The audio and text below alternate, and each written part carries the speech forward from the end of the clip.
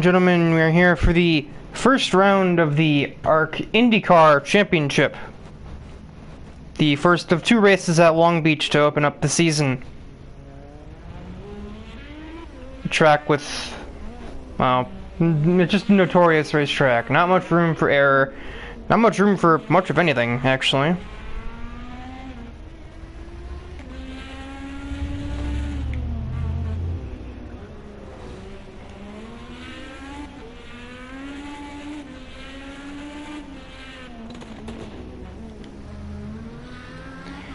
Passing will be probably a bit sparing, and so we're going to get pretty much started with possibly the most exciting part of the evening, the qualifying session, which when the lap times are around the 1:08 range, it should be pretty closely contested, as opposed to, say, a Formula 1 qualifying.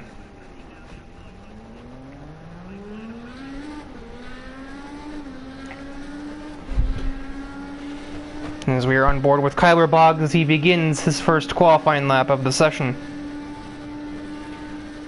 And as for today, we are not allowed to go below that, outside of that blue line for turn 1. ARC's gone back and forth on that ruling, but for this particular event, we are not allowed to do that. Or I say we. The drivers are not allowed to do that. As Boggs takes a lot of curb there through that corner. I don't know the corner numbers around here, so nor do I know the corner names. This ain't no Italy or Silverstone. A bit of a wall tap. There's a good chance that probably broke his wing off. The Indy cars are very fragile. Bring up the speedometer, even though the speeds here aren't really that impressive compared to many other courses on the schedule.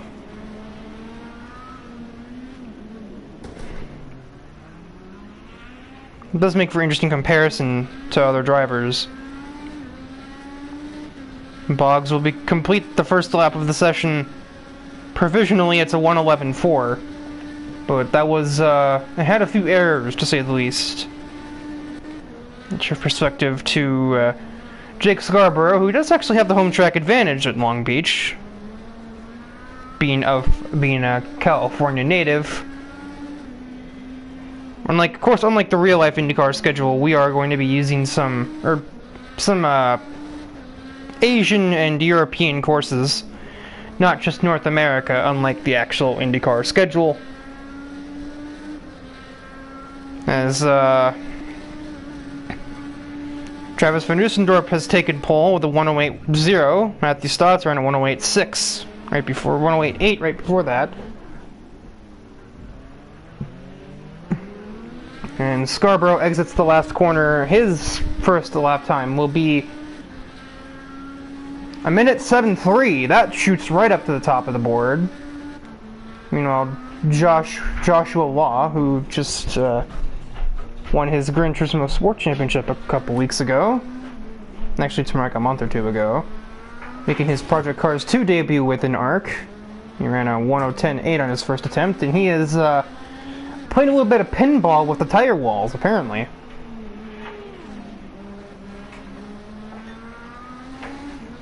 Jake Nickel reaches a 1:07.6.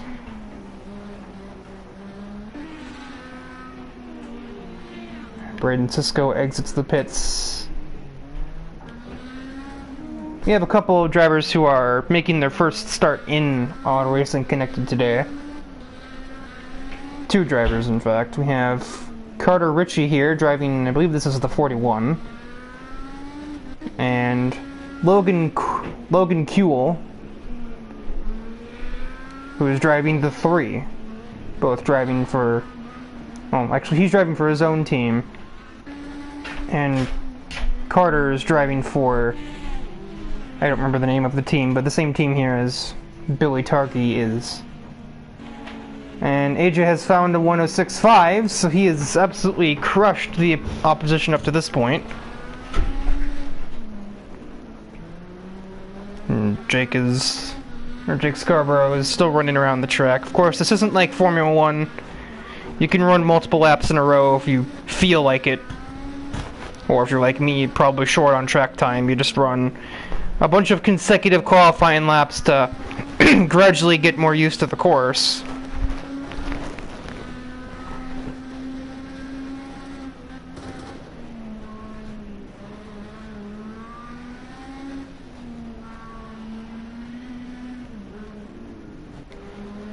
Carter Ritchie ran a 1:10.3.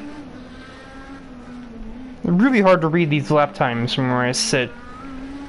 So, if I screw up some numbers, don't be totally surprised. It's probably going to happen more than once today. Oh.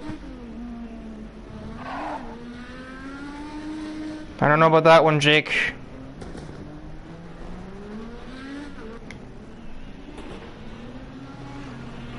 As AJ Knickel enters the pit lane for, well, I assume, fresh tires. Certainly won't want to refuel very much.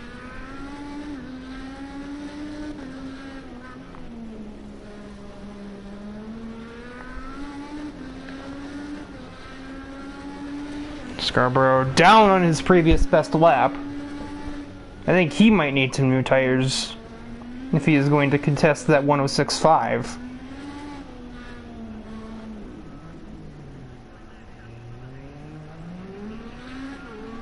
You can make all the fast hairpins you want. I don't think you're getting anywhere near that.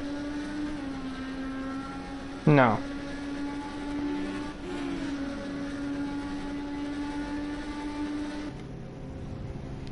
As we catch Connor Hannock about to exit the pit lane. Logan Kuehl still electing to not leave. Braden Sisko is on the course. I don't know if this is a timed lap or not. There's no indication to me.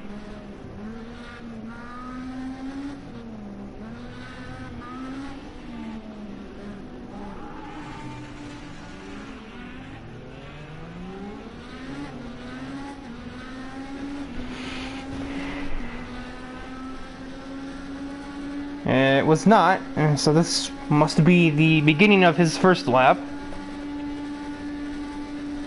Let's go all over the limiter as he heads towards turn 1.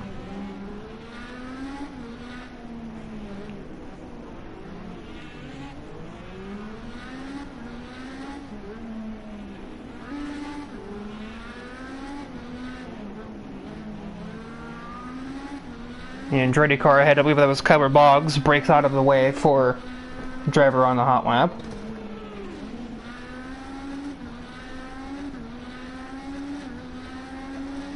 Now, Jake Scarborough in the background did reach a 106.7, and Matthew stopped at the 107.1, so the field is closing up on AJ's grasp of pole, but it's still his for the moment.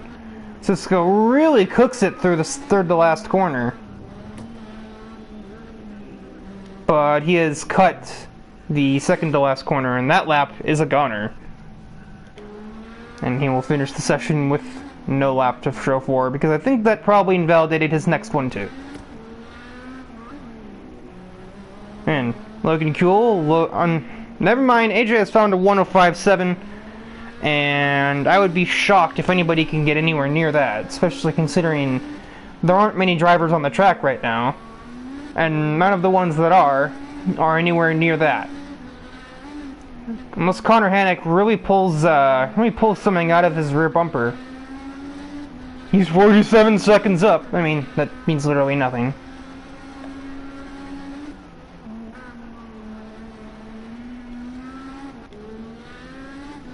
And you also have Billy Targhee and Logan Kuehl on the track as well, but Hannock exiting the last turn, what will he develop for his qualifying lap? His singular attempt at it. It'll be a 108. It'll be a 108.6, so he gets just about to the middle of the grid. Targhee and Kuehl are on the same straightaway, as is I think AJ Knickel, who is still on the racetrack trying to. He's maybe on a cool-down lap. He doesn't really seem to be very much like getting anywhere better on his lap time. Both head through the last corner. Billy Targhee will produce a 110,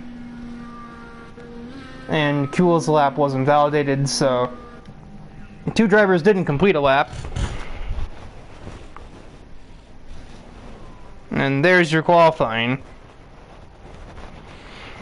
Let's hope for the sake of a competitive race that maybe somebody's got more race pace than qualifying down there, like 2nd through 5th. Because otherwise, we may not be seeing much of a fight for the lead.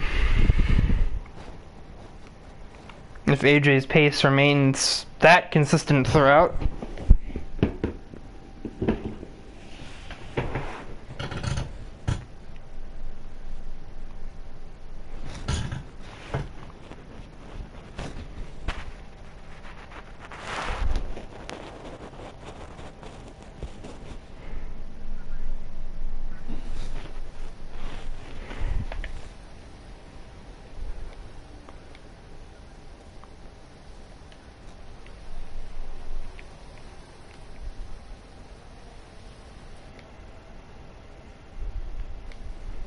Oh, yeah, that's right, I can have the rotating camera view, so it goes back and forth between trackside and onboards. Right, I haven't done this in a bit.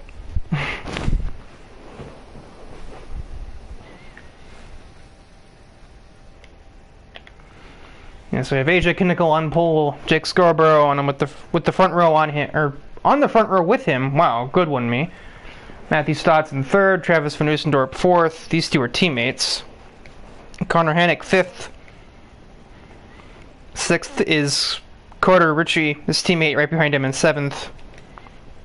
Joshua Law is in 8th, making his Project Cars debut.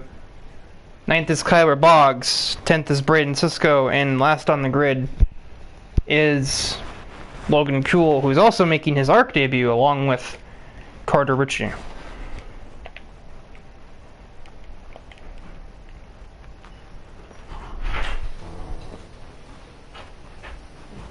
We're going to use trackside cam for the first lap, and then we'll start rotating after that point, assuming we don't have a safety car. Which, considering the very small nature of Long Beach, I'd be kind of surprised if we didn't have one in the first few corners. It's just kind of how, it's just sort of how, you know, the cookies usually crumbled around here, just like the front wings.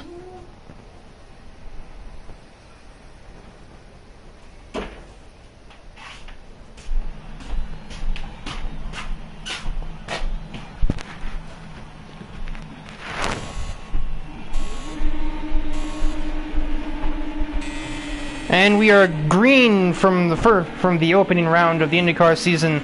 Travis Van Oostendorp got a heck of a launch off the grid, and he skyrockets to the lead before we even got near turn 1. And there's a totaled car, many totaled cars. We haven't even gotten to turn 1 yet, and that's probably the as expected safety car. Joshua Law with a missing wheel, I believe. Same with Connor Hannick. But it doesn't look like anybody else took any damage.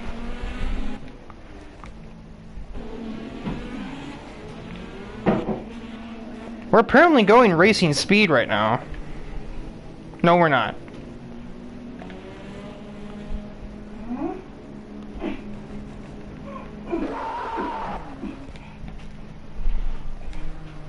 Joshua Law can just about limp his way to back to the pit lane, if he's allowed to do so. But, Connor Hannick, I wouldn't say so. As I believe he is missing multiple rear tires, which means he's not going to go anywhere at all.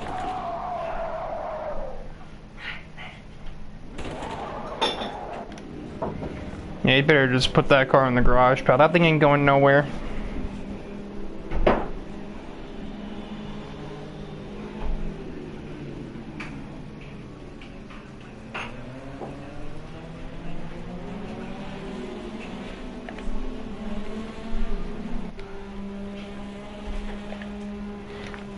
Joshua Law doing a steady 33 miles an hour, give or take, as he attempts to meander his way back to his pit box and rejoin the race.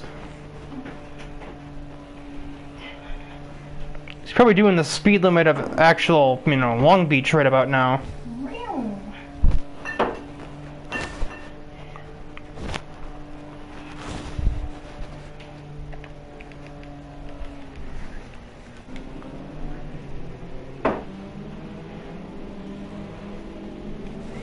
have to excuse the inevitable background voices.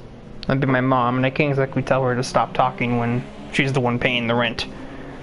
So, safety car as expected. I mean, I basically outright said that's what's going to happen.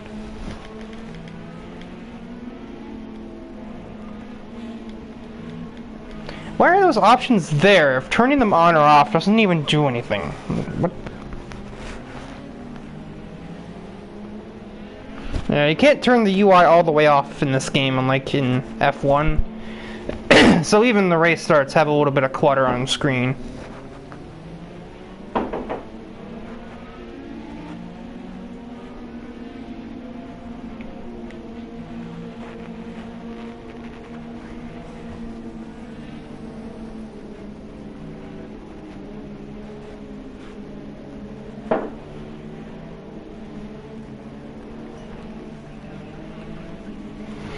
Might not be green this lap. I don't know. It might be if they have. I'm not sure if they're going to require Joshua to be with the field or not. We are clearly green again as Travis and Newstorp has floored it out of the last corner. And we're green again from Long Beach. Hopefully this time with single file restarts we make it more than 100 meters before we end up in a disaster. I made it to turn 1, so that's a record. Braden Sisko also went into the pits for some unknown reason.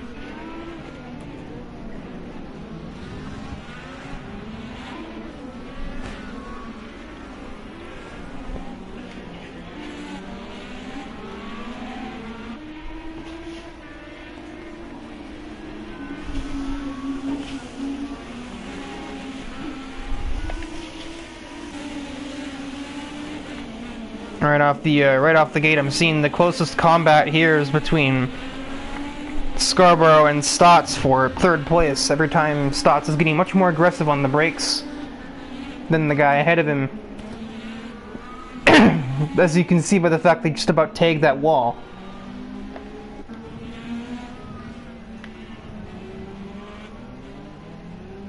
Not sure what was happening there.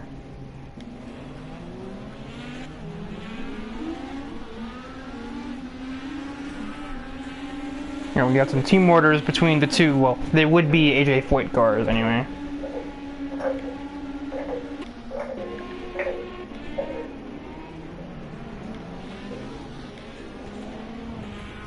Oh, and Carter Ritchie has found the wall.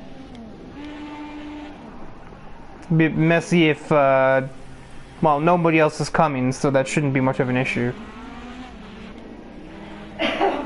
Just to get himself reacquainted with his surroundings and continue on his way. He probably has to pit for repairs, but nobody else is there to collect in the wreck, so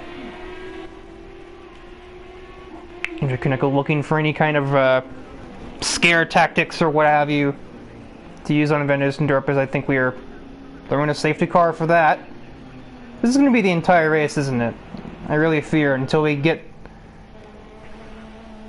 I'm not. He is missing a wheel. Never mind. I didn't notice that. Because, he was kind of face planting a barrier, so I couldn't really see his front of him. I'm really hoping I'm not going to be watching on 35 laps of cautions, because that's not very easy to commentate.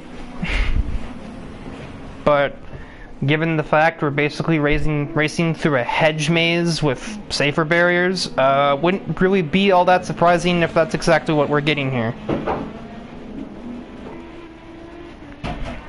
And everyone's getting their laps back for those that are actually at the, with the group right now.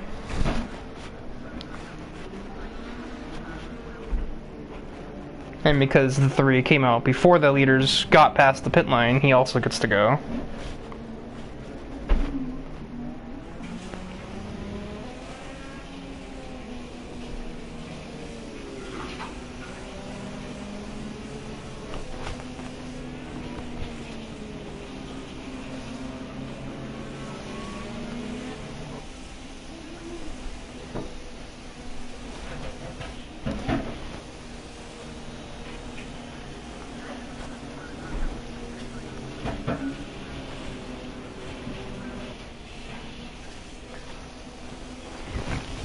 This is pretty much what I would consider to be American Monaco.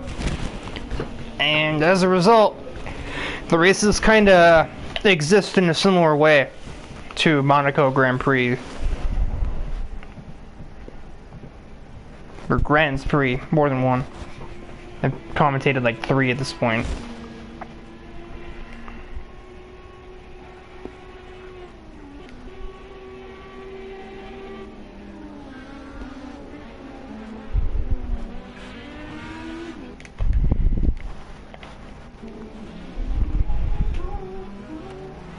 If you look on the map, it'll be a tight...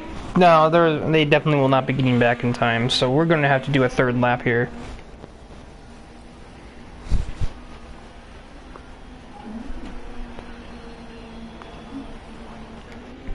Yeah, there's only, only 6 people are actually there. Wouldn't really be much of a restart.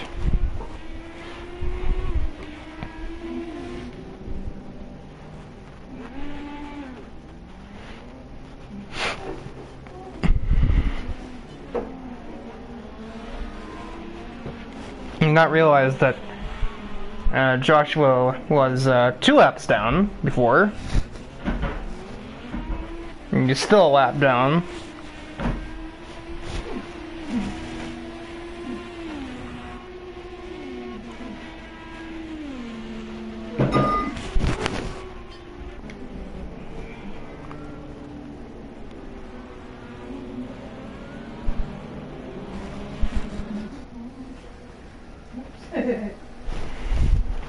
There's a comment to read.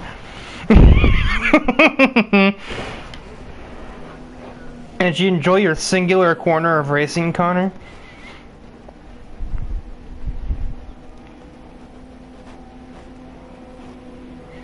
Well, I probably won't even waste my time with next week then, because it won't be any different. It's going to be Long Beach again.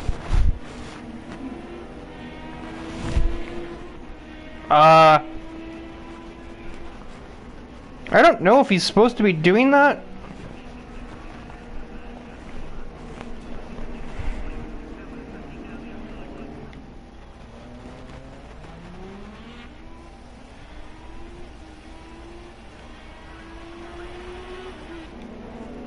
Does that mean we're waving the start off again, or... No, we're green. Again. Hopefully this time for a lap or more. It's really hard to say.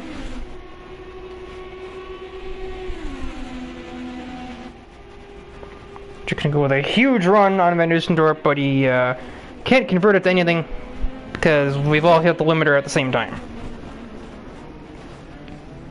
You're better off passing into the next left-hander from this point. Or the 3rd from last corner. Or here, since AJ Nichols has got the run of a lifetime, but Van Dusendorp got a little better exit afterwards and managed to retain the spot for the moment.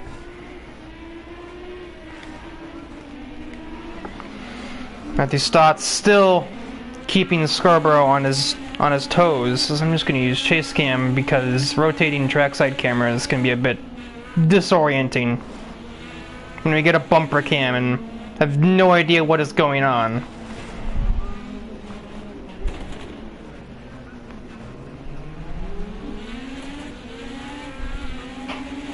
You can see on the HUD that AJ's activated a push to pass, but so is Vanus. No, he's not. He's still on 10. So even with the push to pass, AJ still cannot find space. Stotts has overtaken Scarborough, and I'm still not sure if that's allowed to use the outside of the track like that. Bit of a lock-up for Scarborough into the fountain section. Cameron Boggs up to 5th from starting, I think, 9th. I suppose it helps when one of the cars that started in front of him is no longer in the race as he gets tagged by Logan Kuehl. And there goes his front wing. I'll be surprised to see if he even makes this next turn. He doesn't, and neither did Jake Scarborough, who I imagine must have cooked the brakes.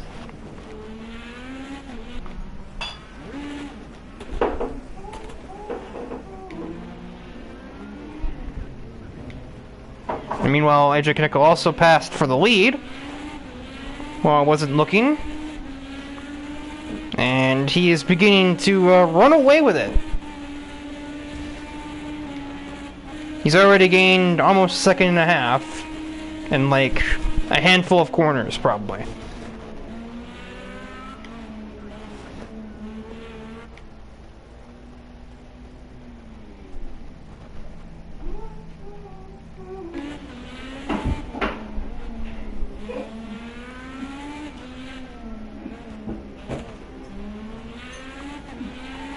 I'm used to seeing that.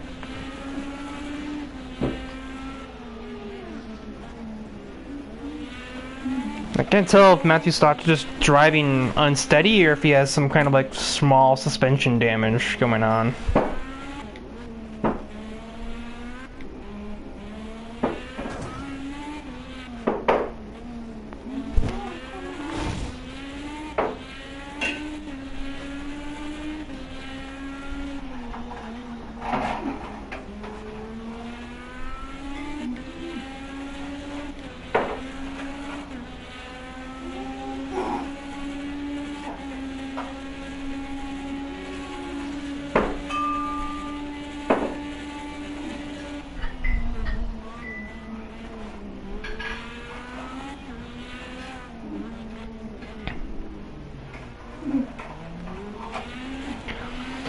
And now suddenly this race has descended into nothingness.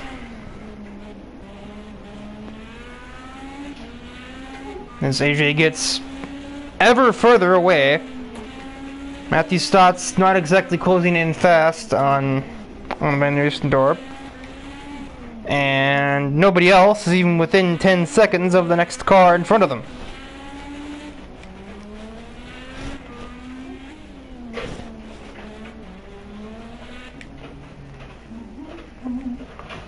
But now Josh had a crash along the way and knocked his rear wing off.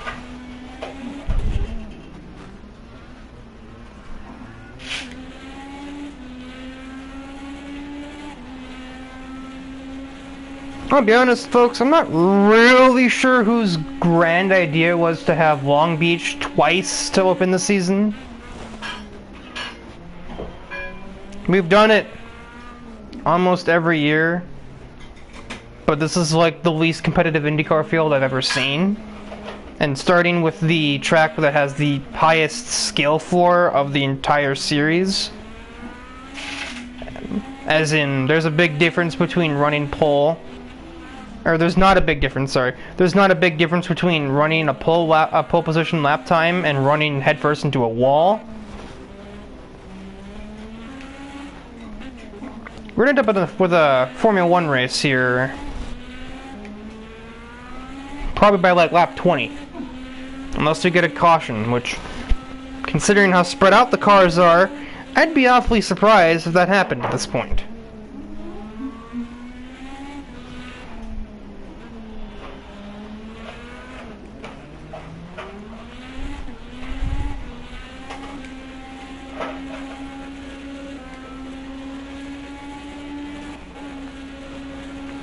It's already a 4-second and change lead for AJ Knickel. And he's running lap times that are a second faster than everybody else's. Well, okay, a second faster than Travis Van Roostendorp's not. Everyone else's stats are in a low 9 just there. As did Carter Ritchie, but Carter Ritchie's on a different lap.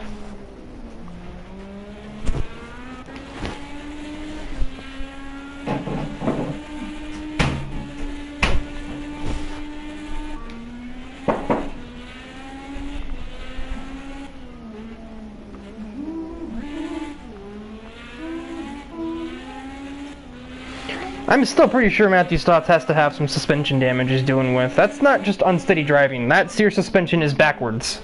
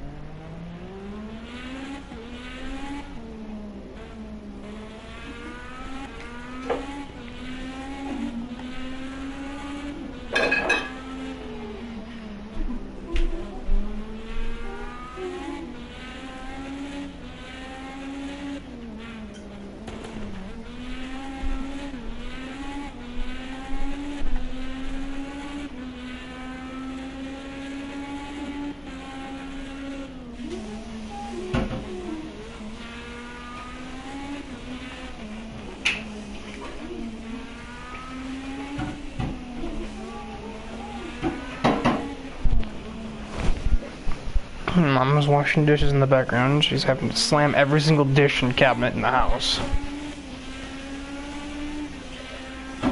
The background noise has probably been the most interesting part of this race so far.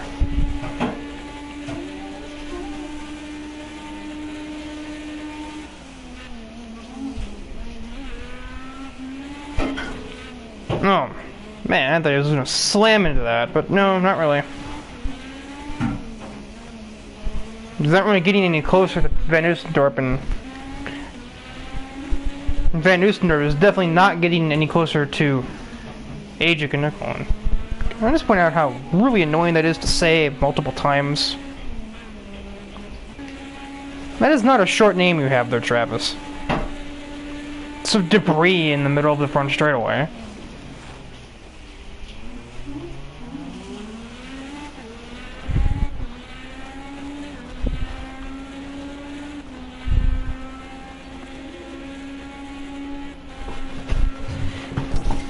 Oh, there goes the debris.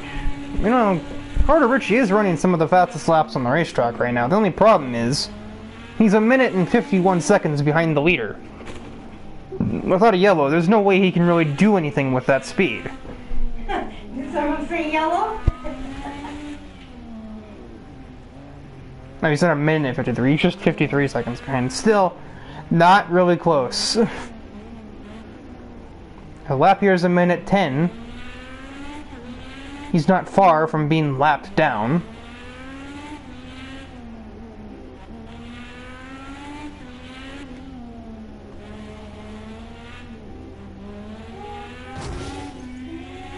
AJ's found more debris.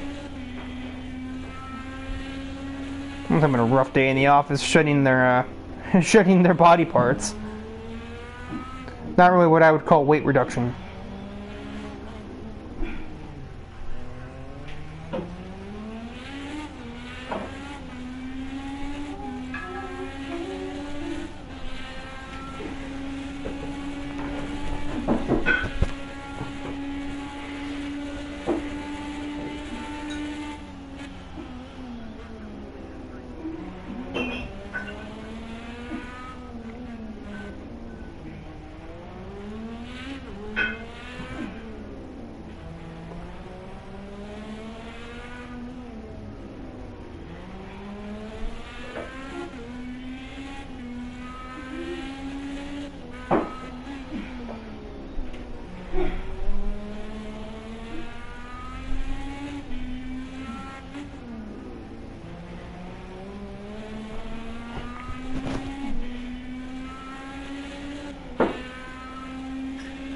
Talk about cruise control.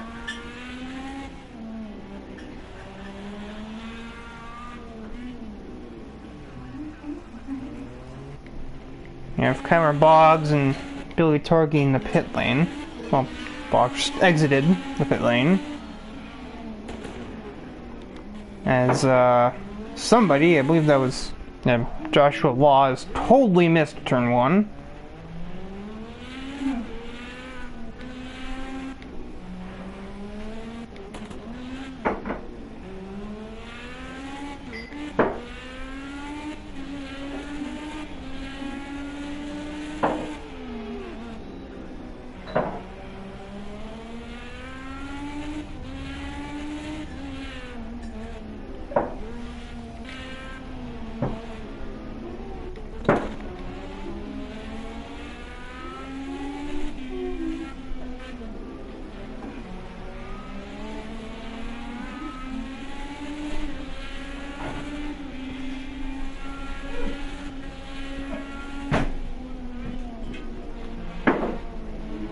Oh, there's a wall.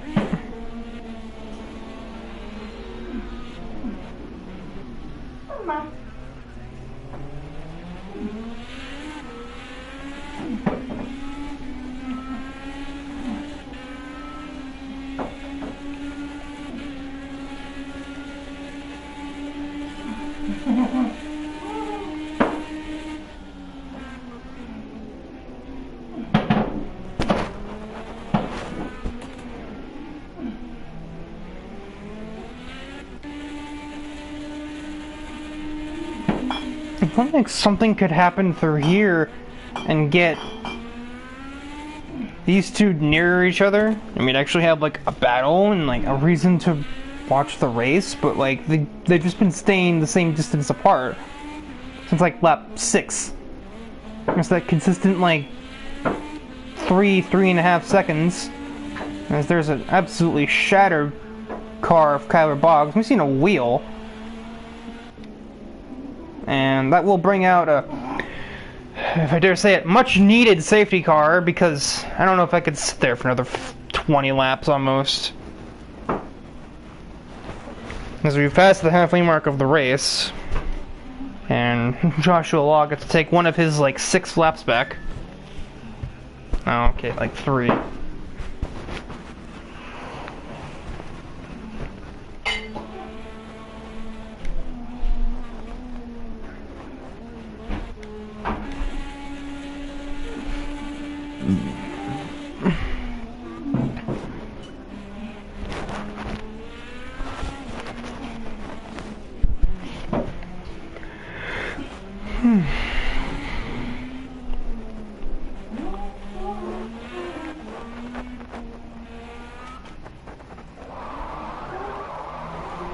And Boggs is finally about to arrive at the pit lane.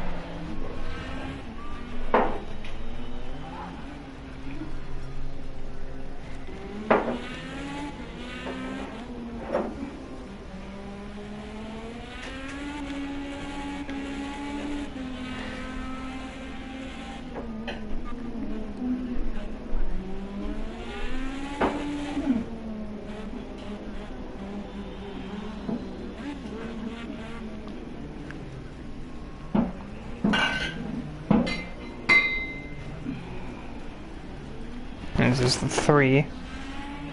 Also pitting in. I think I may be missing his wing. I'm not really sure.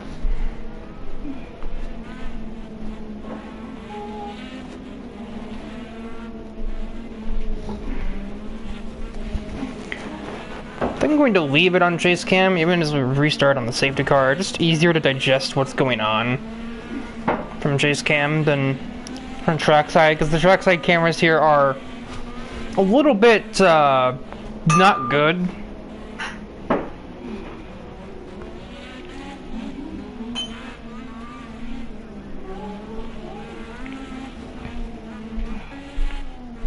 Braden Sisko here has recovered from being in the pits with a almost totaled car at one point to being back on the lead lap in an almost guaranteed 4th place, just by way of being, you know, one of only 4 cars on the lead lap.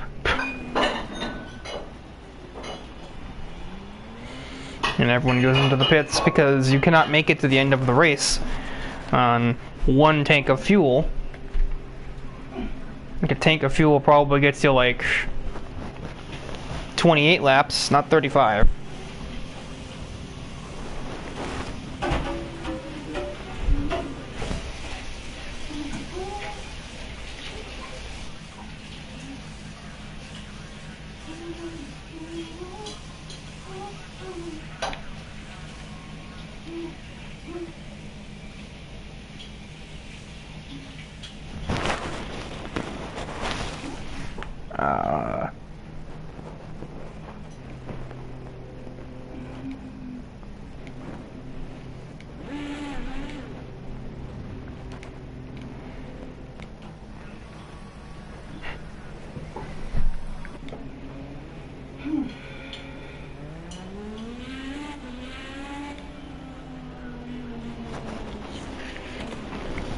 Bit of dissonance between...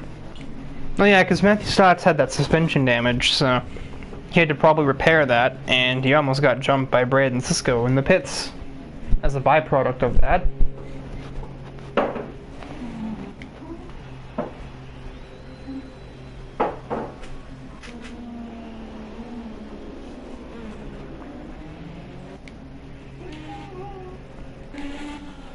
This is going to be a very long pit stop sequence. And pit stops in this game are very lengthy when compared to those of any other game. A pit stop in F1, even if you have to fix a wing, is like 9-10 seconds. As Carter Ritchie has disconnected from the race. Yeah, you spend like 22, 23 seconds in the pit lane in an F1 game. A NASCAR pit stop on Heat 5 is like 15 seconds, sometimes 16, especially if the game doesn't like you, since they're randomized. Anywhere between 15 to 16 and a half, and I usually end up with like 16 and a half. But pit stops here are usually a solid minute, going from pit line to pit line. And that's assuming you are changing tires and adding fuel. If you gotta repair your car, you could be in there for a while.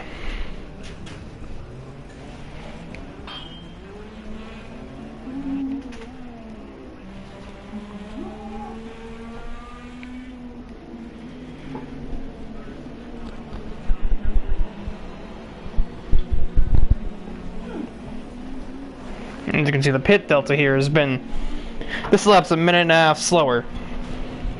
Of course they're doing 60, but still.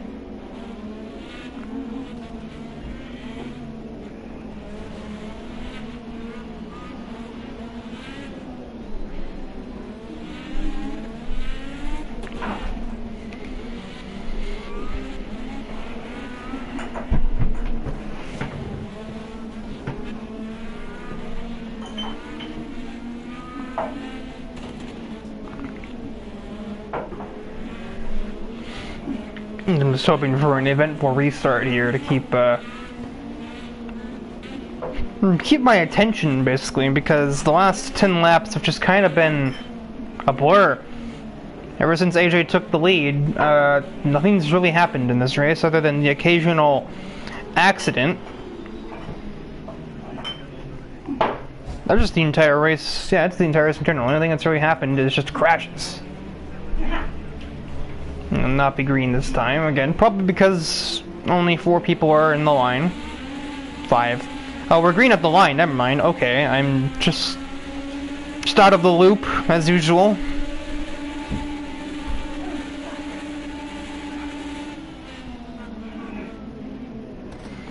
Oh, that's gonna be ugly. Both of them miss. Never mind, they did not. I thought Stotts missed the turn, but he did not. I think there was a collision at T1. Not really sure what's going on between Cisco and Law. There's Dorpus scented there out of all places. Can Stotts mount any kind of competition for AJ? Or is he going to drive off into the California sunset again?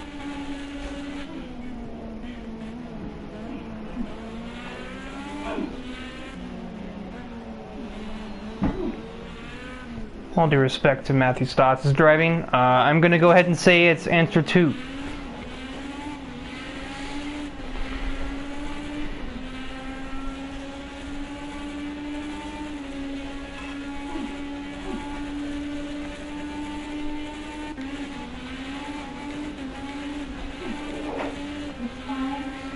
We have a battle between NASCAR teammates with Cisco and Van Nustendorp about to go head-to-head for the final podium position. Never mind, as Brad Cisco is overcooked it into 1, and just when I thought we might have some racing action, that happens. Although Stotts, this is kind of getting close to AJ. I think he might have taken his foot off the gas a little bit there. Well, obviously he did, but in a metaphorical sense, not a literal sense, as Stotts finds the wall, but doesn't seem to be pestered much by it.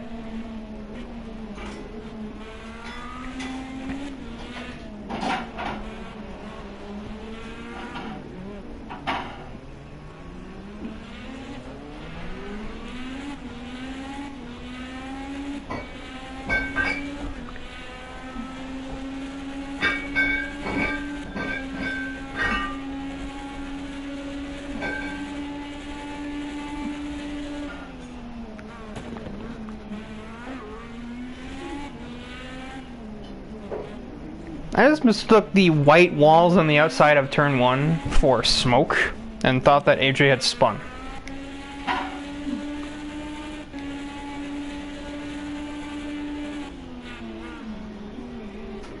And we're back to where we were before the yellow.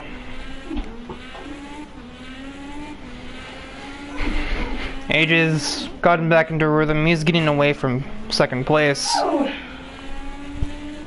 It's 11 seconds between second and third, and another 9 between third and fourth. And then nobody else is even on the same lap.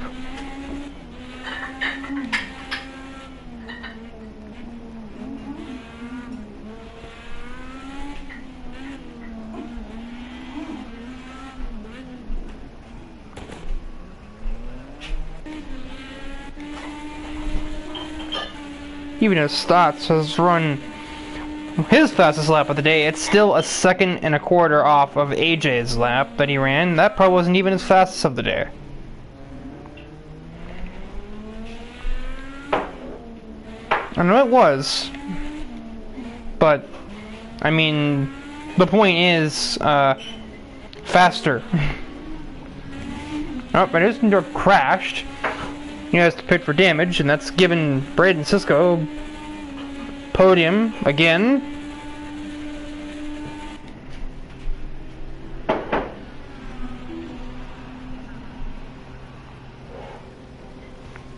It was suspension damage, probably no aero parts on the vehicle. That's going to be a lengthy pit stop.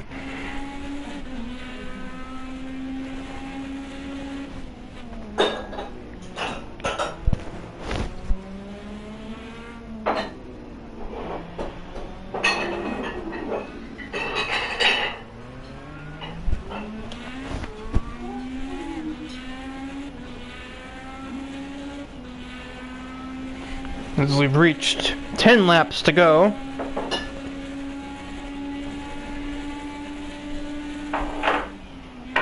Wait a minute. Am I dumb? When did that happen? Wow, yeah, if you can't tell, I'm a little bit spaced out. I literally hadn't noticed that apparently Stotts got ahead of Knickel, and I don't know how that happened. Probably reacting to Travis's crash. And right when I went back to AJ, probably thought it was Stotts.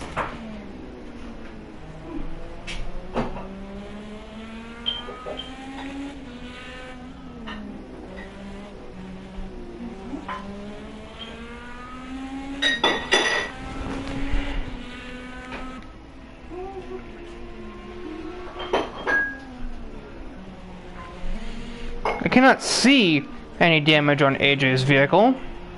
So either it's not showing properly for me in the spectating screen, or he just straight up doesn't have any, or if he does, it's not enough to actually damage the model of the car. But he just ran his fastest lap of the race, so he certainly looks as though he'll be rectifying this not very far in the future.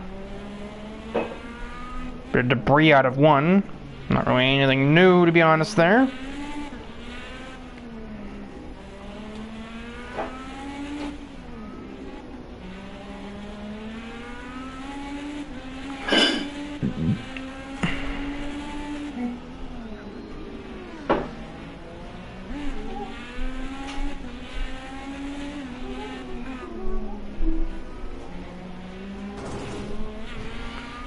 Really pushing the limits there. Probably scrubbed some paint off on that wall. He just lucky he didn't scrub anything else of his car off.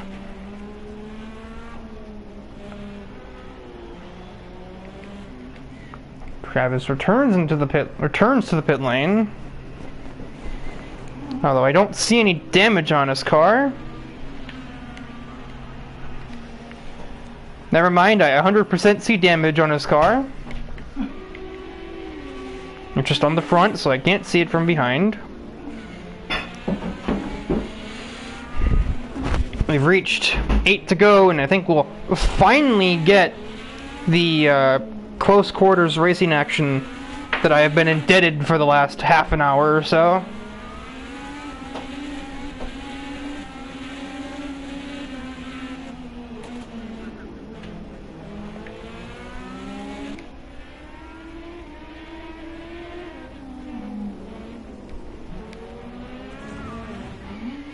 Stotts brushes the wall. He's lost a bit of wing, which means this should be a pretty easy maneuver for AJ. Oh yeah. Okay, well. Every time we get close to some sort of incredible racing action, somebody just screws up, throws it out the window.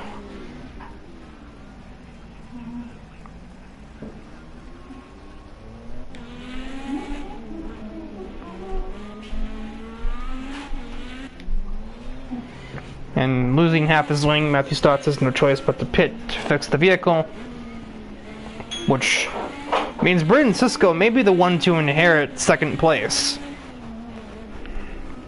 I'm pretty sure he will, knowing how pit stops in this game are.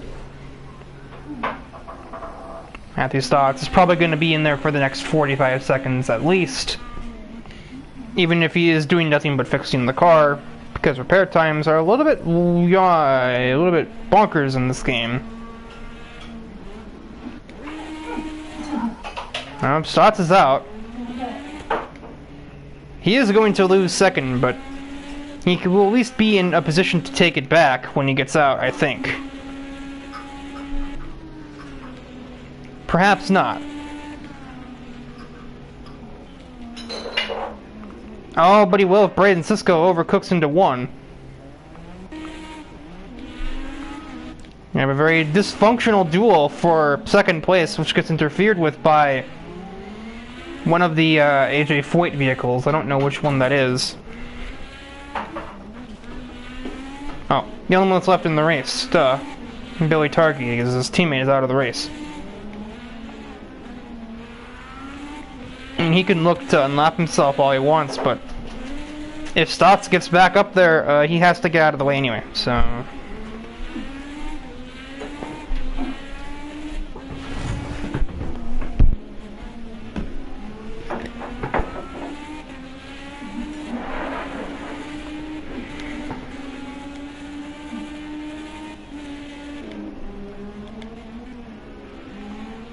The lap times have shown that Matthew Stotts is definitely the faster driver, so I would expect him to catch up here. And I would certainly call this blue flag range. And yet, looks like the 41, or is that the 14? I can't read the number.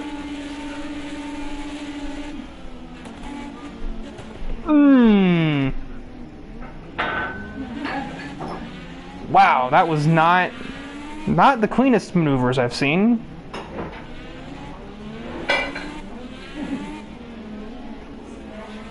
I think Stotts got through there without wrecking his car at all.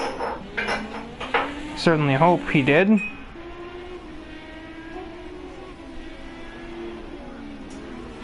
I don't see any. And meanwhile, looks like there's also somebody else in range there. Oh, Adrian's coming around to lap second and third place. You love to see it. That. There we go. Oh my god. AJ is literally 2 corners away from lapping the entire field. I'd be checking out that car. Meanwhile, Stotts has definitely gotten up to Sisko. We might... I dare say it, we might finally get some actual battling going on, but every time I've said that, somebody has thrown it in the trash, so I don't even know if I dare open my mouth at this point.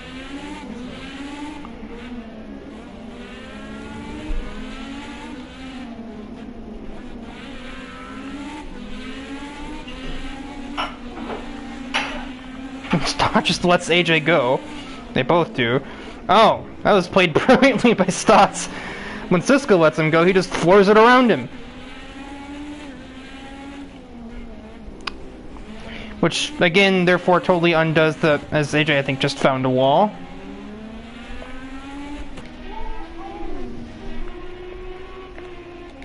He did, but I don't see any damage, so... Even if there was, I don't think there'd be enough damage.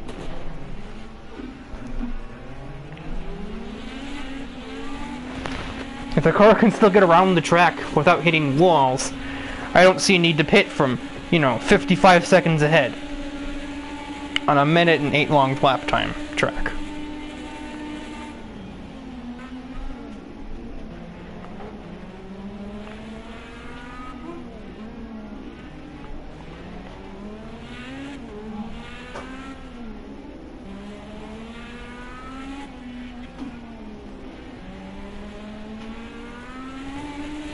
I may point out I'm going to have some choice words to describe this race. As,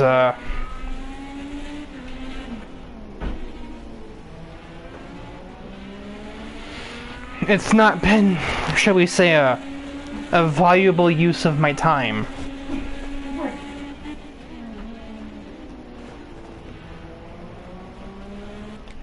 Boatload of debris in that corner as we have Billy Targhee missing a wheel. That would be the source of said debris. But it's too late in the race to bring out a yellow flag, so we will continue unhindered.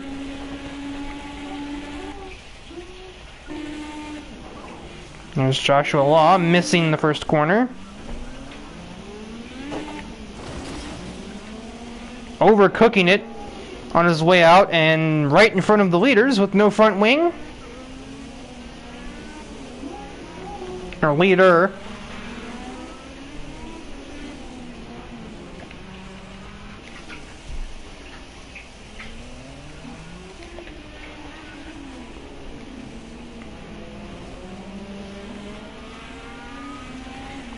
Well, AJ is feeling one of two things right now. He's either feeling a little empty inside that he's had to win what is probably the most dysfunctional auto race in the history of video games, or he's elated that he gets to make an Instagram post about winning the race a lap ahead of everybody else.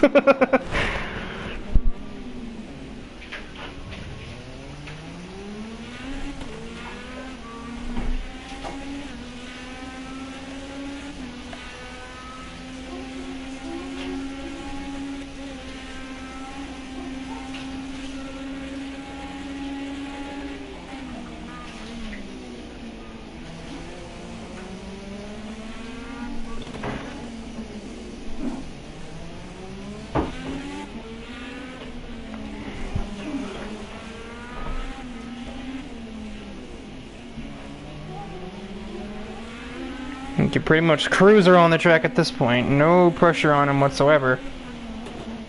Unless Stott is about to total him, which he's done that. A little bit of a nudge. I mean, honestly, Stotts, he could have walked away with that. At least finish on the same lap as the guy.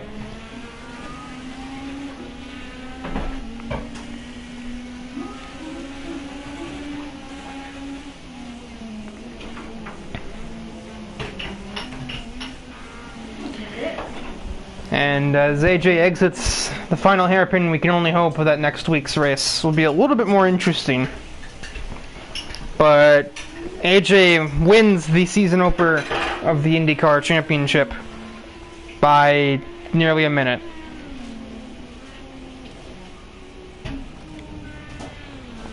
Braden Sisko takes a podium finish. On his debut, here comes Logan Kuehl to finish P4 after being in the pits 4 times in the race. And from second on the grid, certainly not the day...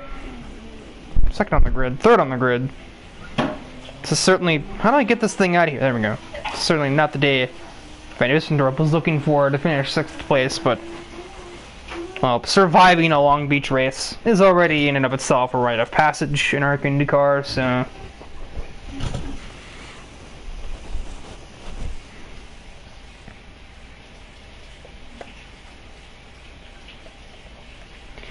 So that'll do it for this broadcast.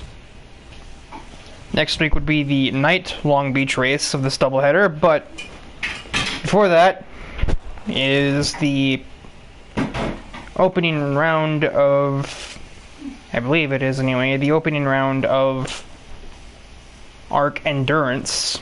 It's either that or it's Arc F1. Schedule is confusing, man.